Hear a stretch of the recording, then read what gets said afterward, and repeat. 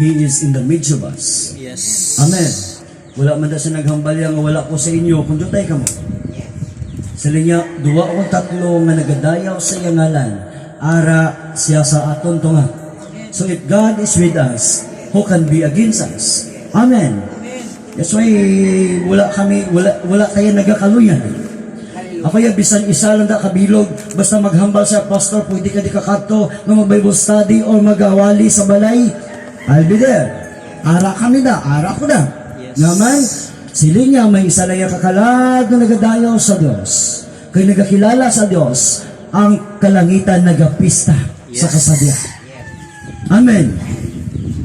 Tandaan naton sa last days mabudlay sa isa ka tawo ang magkadto sa simbahan.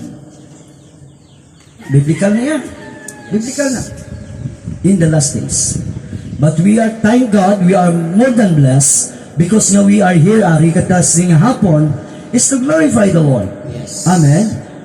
Sa gusto mo kag sa hindi, subong hindi ka man kasulod sa simbahan, pero sa gusto ka sa luyag mo, isulod ka man dyan sa simbahan. No?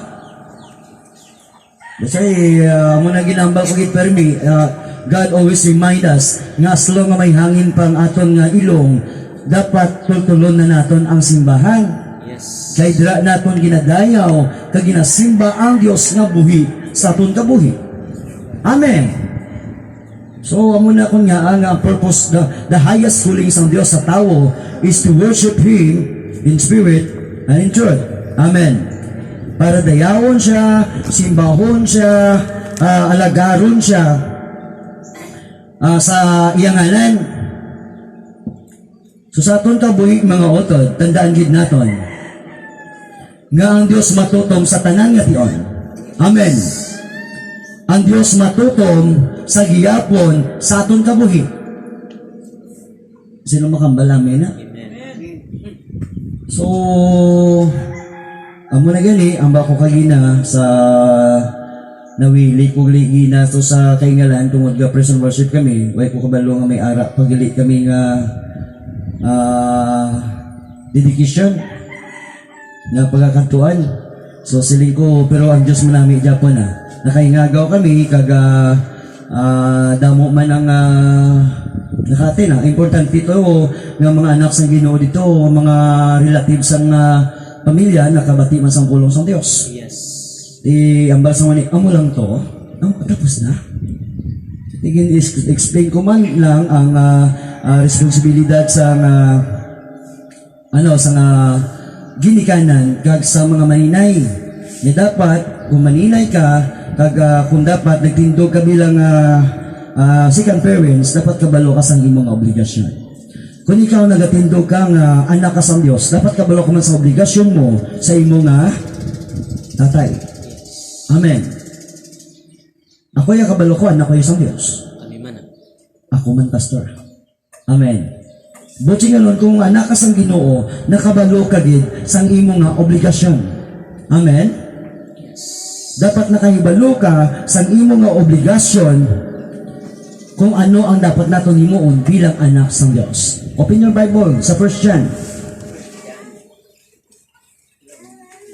1 John. Namiya ko ni sa mensahe diri, actually amo gini ang ako mga word, kag amo man ni ang word kagina. Bala mo bisan kisa nakilala mo nga ikaw anak sang Dios, pero ang imo kabuhi perdido. Damo Christian ngang ila kabuhi perdido. Correct? Perdido. So that's why dapat sa aton kabuhi bilang mga anak sang Dios, dapat kita nga mga anak sang Dios nagapabilin nga mandadaog. Amen. Kag wala ginadaog-daog. Anong nagadaog-daog sa aton? Hindi iba nga tao. Kundi ang nagadaog-daog sa aton ang mga sitwasyon sa aton palibot. Ang mga pagtilaw, kag ang mga kapigaduhon sa aton palibot. Pero sa mga anak sa Diyos, wala. Amen. Iba niya grabe ang problema sa ila problema.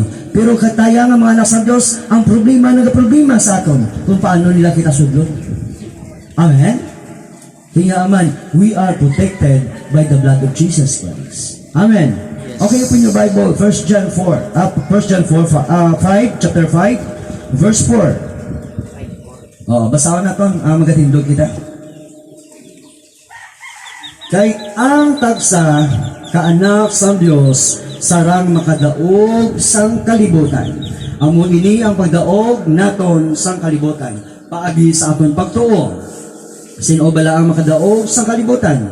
Ang tao lamang na nagatuo nga si Jesus amo ang anak sang Dios. Ginoo, saliwat salamat. Sining matahom nga kabuhi nga ginahatag mo sa amon. Nya ang matahom ini Ginoo tungod ini nga kabuhi para gid lang sa imo Ginoo. Nangin matahom lang ini tungod sang imo himaya nga nagasiga sa amon kabuhi. Tungod sang imo anak nga si Kristo Jesus nangin matay dito sa cross para kami Ginoo mangin matahom sa imo atubang ng Ginoo. Tungod isa kami sa mga gintinluan mo kag ginredeem mo pagi sa imo kabuhi kag pagi sa imo dugo Ginoo dito sa cross sa Calvary. Once again, thank you Lord. Nang tagsa-tagsa sa amon may ara gidya ka kunyag sa pagpangalagad sa imo Ginoo sa bukos namon nga kabuhi, sa bukos namon nga kusog, sa bukos namon nga tagipusoon. Ani Lord kalayawan ka sa ngalan ni Jesus. Amen. Okay. Ano nga ba niya? Kay ang tagsa, pero sa English da, sa nami na sa English na nito, sa imbasa ko kagina, English da, King James Version, nami na siya. Nga ang mga anak sang Dios, o ang ginatawag nga akon mga anak, butsi ng mandadao. Amen. Kung gusto mo mandadao, kung gusto mo victorious ang imo nga life, dapat pasakop sa pamilya sang Ginoo. Amen. Kung gusto mo nga mangin mandadaog ang imo kabuhi as a Christian, dapat magpabilin ka nga sa pamilya sang Dios. Bilang isa kasay kag isa ka parte sa lawas ni Kristo. Amen. Tungod wala sa lawas ni Kristo Jesus nga masakiton. Hello. Abi naton ang masakit sa una, ang pinaka-worst nga masakit hindi ang kanser. Hindi man ang COVID. Ang pinakamasakit sa tao, ang masakit sa espiritu. Kaya ang COVID hindi makadala sa imo sa impyerno. Ang cancer hindi makadala sa imo sa impyerno. Ang makadala sa imo ang masakit kung may malatian ka sa espiritu. Anong latian sa espiritu? Kung ang imo espiritu wala na konekta sa espiritu sa Diyos, buting ganon balatianon ka. Kung ang imo kabuhi wala nakaangot sa Dios, buti ganon balatianon ka. Kag ina nga balatian sa espiritu makadala sa imo sa impyerno. Amen. That's why ang mensahe sa nagligad ni Domingo, delighting yourself to the Lord. Amen. Delighting yourself, buti ganon. Dapat bilang anak sa Dios, anak ka man sa Dios. Amen. Tingwaon mo nga maluyagan ang sang Diyos ang imo kabuhi. Amen. Maluyagan, that's why ari kita every Sunday nagadayaw ka nagasimba sa Diyos agud nga maluyagan ka sa Ginoo. Yes. Amen. Amen. Napasabat ka lang ninyong ili tungod sa iyang nakatutong sa pagkatupari sa imo balay para sa pamaluyan. Napasabat ka man ni tatay, tungod sa iya nga kapisan, nga slow nga hindi makuha ang matamis mo nga yes. Hindi ka papuntatan. Nga man, gusto ya kag ang ginahimo niya, ginagive up niya ang tanan, ang time niya nga iban. Kung nakaschedule ina nga adlaw para sa iya ginapalangga, ginagive up ya gid niya. Kinyaman, gusto ya gid nagkadto si mong ngaman, hindi sa gusto maguba ang iya integridad kag hinambalan sa imong ginapalangga niya. Yes. Amen. Kag amo man na ang ginalantaw sa Dios aton. Dapat kung palangga naton ng Ginoo, dapat may ara ka na kinahanglan i-give up si mo kabuhi. Ang time nga para sa imo ginapalangga, ihatag mo gid. Amen. Tungod nagakabig ka sa imo kagalingon nga anak ka sa Dios, dapat tagaan mo sing time ang Dios mo nga amay. Samantang mo makasiling ka, Lord, I love you, Lord, and din wala ka man naghahatag time sa Diyos. Buti nga nun, hipokrita. Di ba? Buti nga nun, hindi na insakto. Kasi isang Ginoo, why di nabutang na ang tanan nga tao man dadao, kundi ang anak lang sa Diyos. Buti nga nun, hindi tanan nga tao, anak sa Diyos. Yes. Amen. Kag hindi tanan nga tao nakakilala sa Dios, kag hindi tanan nga tao nagasunod sa Dios. Amen. Ang ambali diri, kayang tagsa ka anak sang Dios, sarang makadaog sang kalibutan. Sino ang ara sa kalibutan? Tandaan mo, sa kalibutan, alien lang kita diri, alien. Magsili ka alien, ha? Pangayaw, salamat. Pangayaw ka lang di, botsing nga nun, temporary ka lang di, hindi niya ang imo nga ginatawag na citizenship. Amen. Hindi niya mo ang imo nga permanent address. Ang imo nga permanent address is in heaven. Yaman, tungod at toto ang imo amay.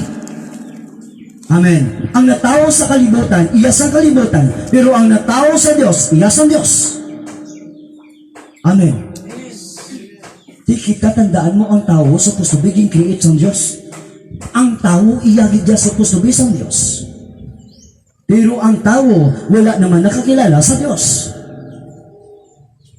That's why hindi sila makabig na ilas sila sa Diyos kung wala mo makilala ang imo amay. Amen. So sarang mo madaog ang kalibutan. Ano ang sa kalibutan? Ini mga pagtilaw, masakit kang balatian. Nga dulot sang kaaway, dulot sang Diyos sang kalibutan. Masarang mo madaog ina. Masarang mo madaog ang kapigadoon. Masarang mo madaog ang kapigadoon kag balatian sa imo panimalay because you are son of the living God. Amen. Tungod anak ka sa Diyos.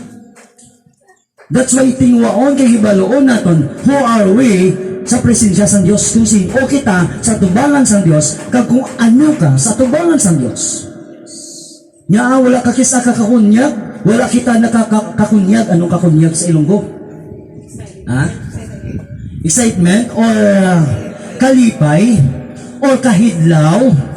Nan. Wala ka sang kahidlaw o kakunyag sa pagpangalagad sa Diyos, it because niya, wala ka nakahibalo kung sino ang ginasimbang mo.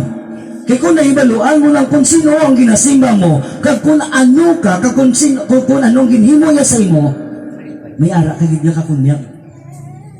Amen.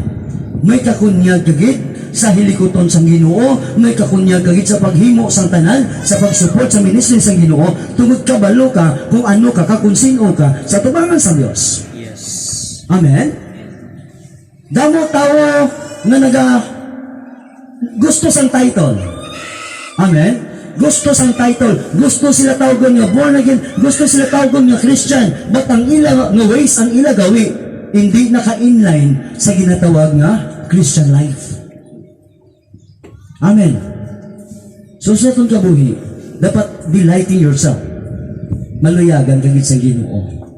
Amoy ni ang pagdaog naton sang kalibutan. Amoy ni paagi sa aton nga faith. Paagi sa mo pagtuo, madaog mo ang kalibutan. Giibig the Bible, sa linya, kung ikaw may pagtuo ka pareho sa kadako sa liso sang mustasa. Sino kakita di sang mustasa? Ang hambasang elders nga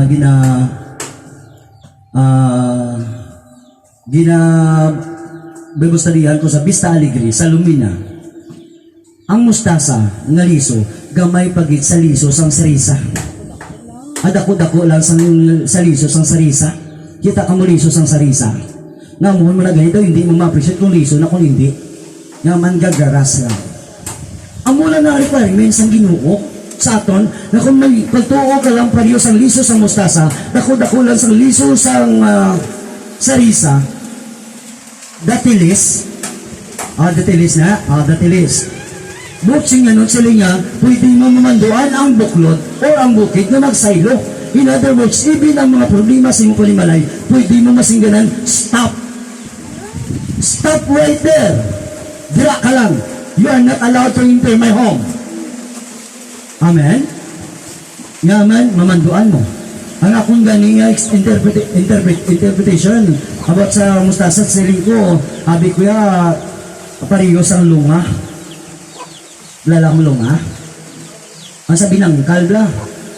Oh, sa binangkal na tinapay. Ha? Si Sesame Seeds. So, amo na siya. Di katapusan nga liya, dako-dako pagidya jutay. Kaya Pastor Abi mo kung ano kadako ang liso sa mustasa. Sin nga pariulo na sa kadako, sa dako-dako lang na sa jutay, sa liso sang sarisa. Ikaw ang muna kadako. Ang ginapangayo sa Diyos, may gamay lang, pero hindi pa natin mahatag na faith. That's why palagi lang ginugambal, you have a little faith. Kagamay sa iyong totoo. Ahaw sa sipon, hindi mo mapaayo. Ahaw sa kubo, hindi mo malihans. You have a little faith. Di ba? Kaya muna sa ang makitaan mo sa kalibutan, masakit yung batian. Sila sa Ginoo, madaog mo ang kalibutan, paagi sa imo pagtuo. Magsiling ka pagtuo, pagsalig. Pagsalig sa Diyos. Amen. Kasi isinig ko kay Bro G, hindi, pati ayun nun ang karabig, may panibahon kita sa Arabic. Kaya man parang ang mga utod na itong marupit hit sa pagpangalaga sa Diyos. Yes. That's why ginatuduhan ko di ang microphone. Kaya man, ang nagkakatalog dapat pukawon. Yes. Amen. Amen. Ang napabungol-bungol dapat singgitan. Kaya even the Bible sa iya, isinggit ang akong pulong sa tanan ng mga buklod. Imagine na sa pilas o sa mga tanan nga bukid, isinggit ang pulong sa Ginoo. Ahay, meron. Ang Diyos maayo. Oh. Tibot, sinula ka kunyag. Tisa sa Bible, kung basahon mo Isaya, pirmi mo daw makita na isinggit. Di ba? Isinggit. Nyaman, may araman mga tao, ang kapatamad-tamad. Ditungod sa pulong sa Ginoo, maabot sila ang conviction. Amen. Ang maigo ko lang. But this is the word of God. Amen. Amen. This is the word of God. Pulong niya sa Diyos. Ano ganyan pulong sa Diyos? Sobra pa sa dubli sulab ng espada. Buti nga nun, double blade. Di ba? Double blade na siya. Sobra pa. Buti nga nun, pag naigo ka sa pulong sa Diyos, masaklaw na, masaklaw. Pero amo ina ang kamaturan. Kung i-accept mo ang kamaturan, the truth will set you free. Anong i-free sa mo? Mahilway ka sa gapusang katamaran. Mahilway ka sa gapusang kabigadon. Mahilway ka sa gapusang mga problema sa imo kabuhi. Amen. Kung i-accept mo ang kamatuoran. Amen. Amen. Only the word of God is true. Amen. Only the word of God is true. Pulong lang sa Ginoo ang kamatuoran. Amen. Ang ambaladiri, sa lingadi, sino bala ang makadaog sa kalibutan? O sino bala ang makadaog sa kalibutan? Ako na. Wala asang balatian nga makapinitreat sa akong panimalay. Kaya anak ko na sa Diyos. Amen. Hello? Amen. Ang butsin niyo? Tapos ang ginasampol ko sa church, ako lang kagulingon para nga wala ko sa may ma-offend. Kaya man, pag ginasampol mo yung banda karoon, ma-offend na sila. Balatian. Oh, wala sing masakit kay balatian. Butsin nga nun, ano ang sino ang makadaog sa kalibutan? Kung basahan mo ang mga tao lang na nakakilala, kag nagasandi, kag nagatuo sa Diyos. Amen. Mga baslay sa kalibutan, ang muna sa masakit ng balatian. Ang bagay nila, bisan wala lang tayo kwarta. Basta wala lang yung balatian. Ang problema, ang mayong lawas. Oh. Malain lang niya, lain na lawas mo, lain pa bulsa mo. O di ba? Double deal. Double kill. Double kill gid. Puro kita ya, anak asang Ginoo. Ang Ginoo ya amo ang aton nga mga ngapin kag supplier sa aton nga life. Sila gidi, ang tao lamang sino kuno makadaog sa kalibutan, ang tao lamang na nagatuo nga si Jesus amo ang anak sa Dios. Klaro ha? Ang makadaog lang sang kalibutan, kag ang makapanubli lang sang ginharian sang langit, ang mga tao lang na nagapati na si Kristo Jesus anak sa Diyos. Yes. Na si Kristo Jesus manluluwas. Amen. He is not only a man, hindi lang siya tao, nga basta-basta tao. 100% tao siya, 100% Diyos siya. Yes. Nga makasarang sa pagprotekta sa imo sa akon, kag makasarang sa tanan nga tion sa pagbantay sa aton sa adlaw ka sa gabi. Amen. Ano yung Klaro ha, ang sa Bible, ang tao lamang nga nagatuo nga si Jesus. Amo ang anak sang Dios, amo lang gidya ang makadaog sang kalibutan kag makaagom sang kaluwasan. Amen.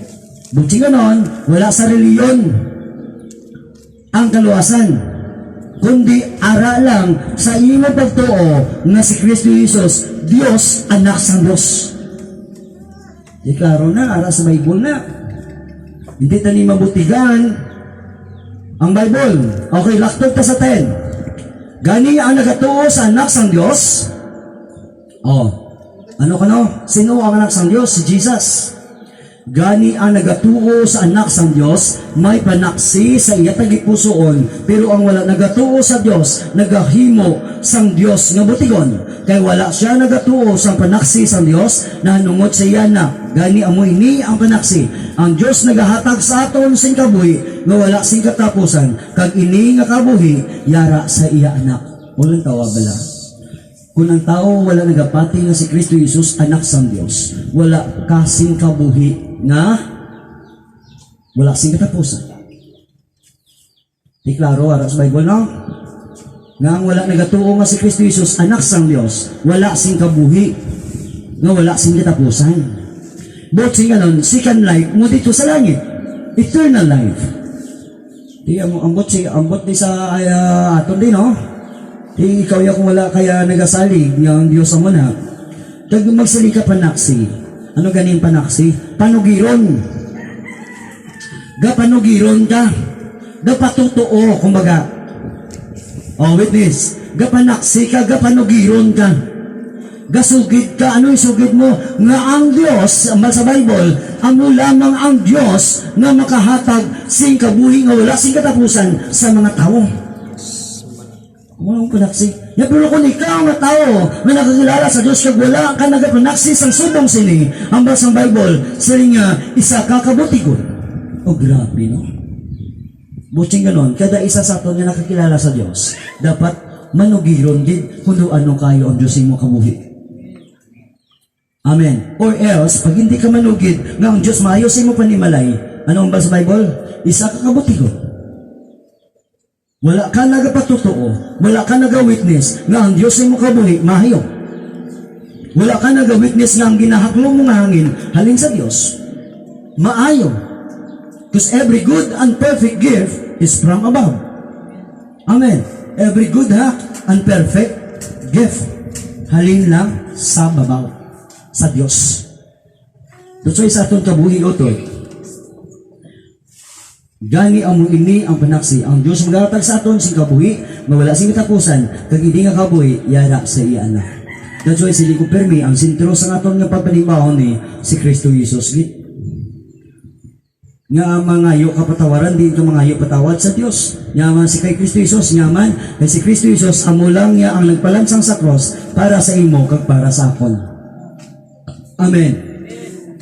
That's why halungan naton ang kaluwasan nga ginhatag sang Dios sa aton kabuhi. Amen. So amo na kanami ang Dios aton. That's why hindi kita maperde. Amen. Ang bako gani, may dugo kaya nga champion.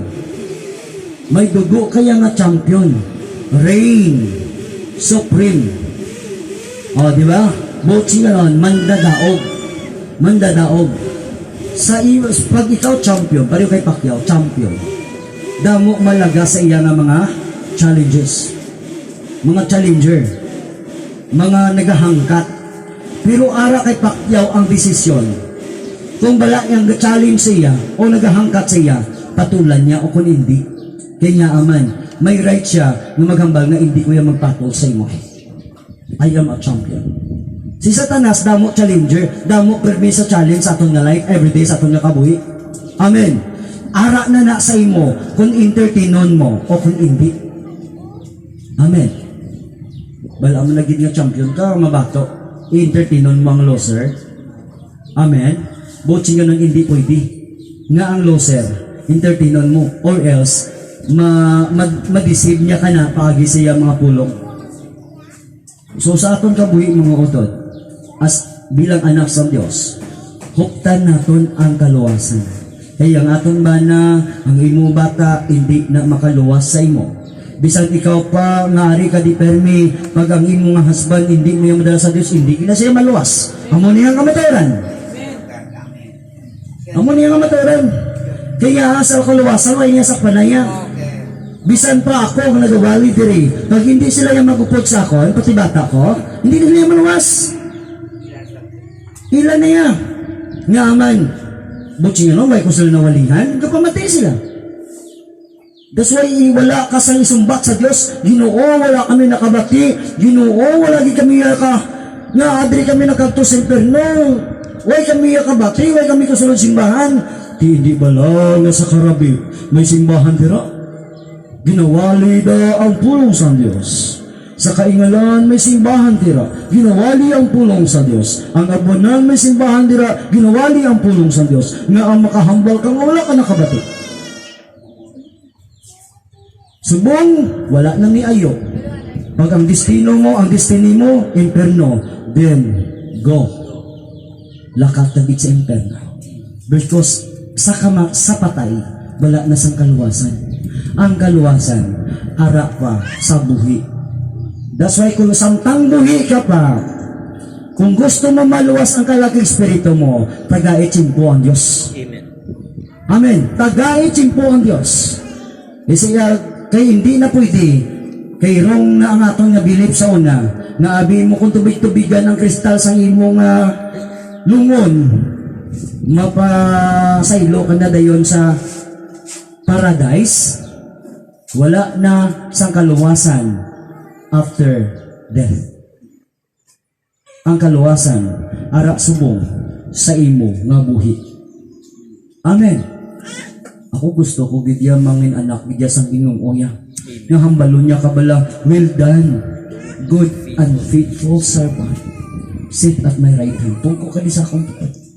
Bato na ang crown of life. Bato na ang kuruna sang kabuhi. Nagintigana ko sa imo. Andin sila sa Ginoo sa ako na may madamo nga hulot. Yaari ang imo mansyon ihatag ko sa imo. Pag ako magakadto sa langit sa ako na may, kag magaprepare sang room para sa inyo. Amen.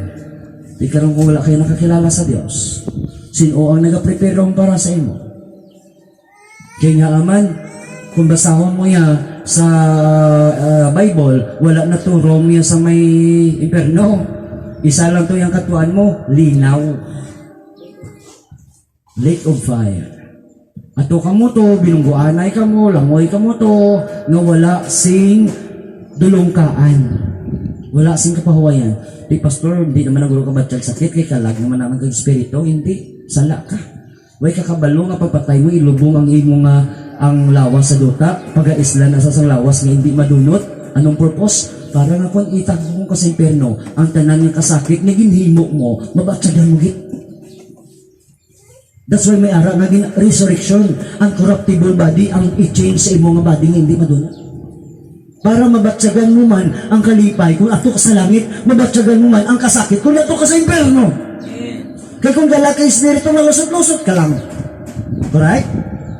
Pero nga, abutangan ka gidlawas. Agud mabatsagan mo ang kalipay kung ato ka sa langit, mabatsagan mo man ang kasubo kung ato ka sa imperno. Amen. That's why tinuwaon natin, samtang buhi ka pa, samtang buhi pa kita, na maluyagan kita sa Diyos. Amen. That's why every day, pangaluyagi ang Diyos. Yes. Amen? Pangaluyagi ang Diyos. Paano, Pastor? Lord, I love your presence.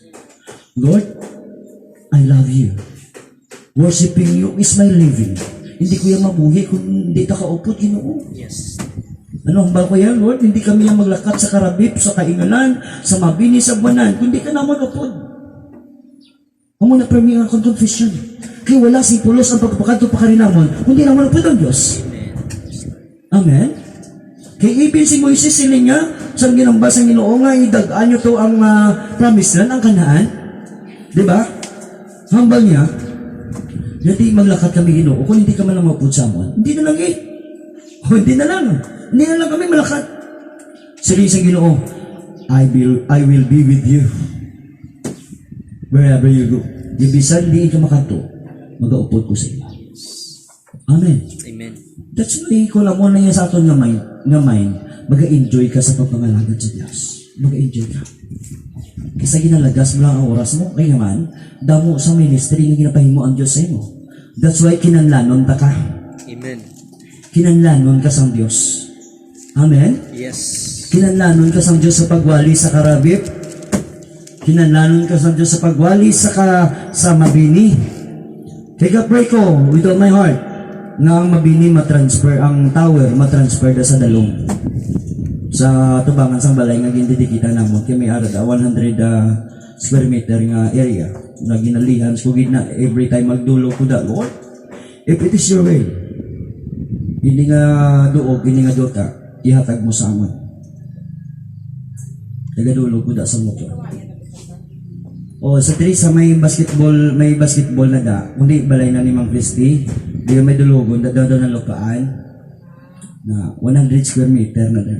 So sining ko, Lord, if it is your will, mabakal ko ni nga loti, pagi sa imo grasya, pagi sa imo bugay, kagagot no masaylo ko ang ginatawag na tilipunan diri sa Dalom, kay hindi na makataklad ang may mga balatian. That's why kinanlan gidya manaog ang tilipunan sa Dios para ma-reach out ang mga kalagsang tao. Ya mo na yang ako yung faith. Pero kung sining ko, Lord, kung hindi mo gimana mahatag, kabalo ko'y may the best kapag hindi nga ihatag.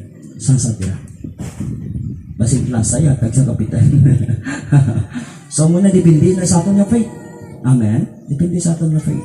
Isiling ko gani siling ko sa taga Tower. Siling ko next year, isaylo ta ang aton nga anniversary sa August. Kay August kami din nag-umpisa. Ma-start ko yung anniversary sa August. Kung birthday ni Pastoria, lain man ang birthday, lain man anniversary. Kag siling ko, kamo na din tugyanan sa ministry sa Ginoo sa Tower, hindi ang kainganan. Nga hindi sila Japon ang magdesisyon sa inyong hindi sila balang magdesisyon sa ginatawag nga celebration activities, kundi kamo man. Kaya man, ini nga church, ginsadig man sa inyo. Ngayon balang ko si Mang Christy, siya ko pastor. Para nas kamo naman, may invite sila. Ito sila ko, amuna sila ko nga namin na nga may ara kita yung responsibilidad kada isa sa ginatawag na hilikuton sa Diyos. Amen? Di kung wala ka ginaintrahan nga responsibilidad, hindi ka mangin matured sa pagpangalagad sa Diyos. Amen. So magatindo kita.